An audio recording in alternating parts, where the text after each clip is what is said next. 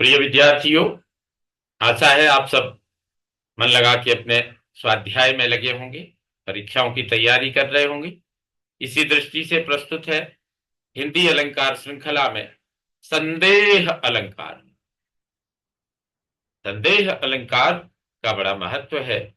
प्रिय विद्यार्थियों, संदेह अलंकार का लक्षण है निश्चय होय न वस्तु को, निश्चय होए न वस्तु को सो संदेह कहाय, इधो यही धो यह की यह इति विधि शब्द जताए। कहते हैं ये जो संदेह अलंकार है, निश्चय होए न वस्तु को, तो वस्तु का जहां निश्चय ना हो, स्पष्टता ना हो, वो संदेह है।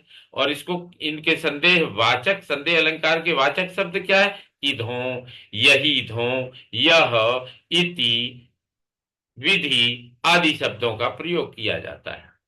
तो जब किसी पद में समानता के कारण उपमेय में उपमान का संदेह हो जाता है और यह संदेह अंत तक बना रहता है, तो वहां संदेह अलंकार माना जाता है। इसका भाव यह है कि जब किसी पदार्थ को न देखकर हम उसके नाम संज्ञा के बारे में कोई निर्णय नहीं कर पाते हैं एवं यह अनिर्णय की स्थिति अंत तक बनी रहती है, तो वहां संदेह अलंकार माना जाता है। जब सादृश्य के कारण एक वस्तु में अनेक वस्तु के होने की संभावना दिखाई पड़े और यह निश्चय न हो पाए कि है क्या, तब संदेह अलंकार माना जाता है। इसकी पहचान कीधों, केधों, किंबा इत्यादि संदेहवाचक शब्दों का प्रयोग होता है। जैसे कि तुम तीन देव मह को, नर नारायण की तुम दो। क्या ब्रह्मा विष्णु महेश इन तीनों देवताओं में से कोई है, या आप दोनों नारायण, नर और नारायण हैं? यहाँ संदेह हो रहा है कि ये नर नारायण है या राम लक्ष्मण है, और ये अंत तक बना हुआ है। इसलिए यहाँ संदेह अलंकार का ये उदाहरण है। कहा ही सप्रेम, और अन्य उदाहरण, कहा ही सप्रेम एक एक पाही, और राम लखन सखी हो ही कि नाही।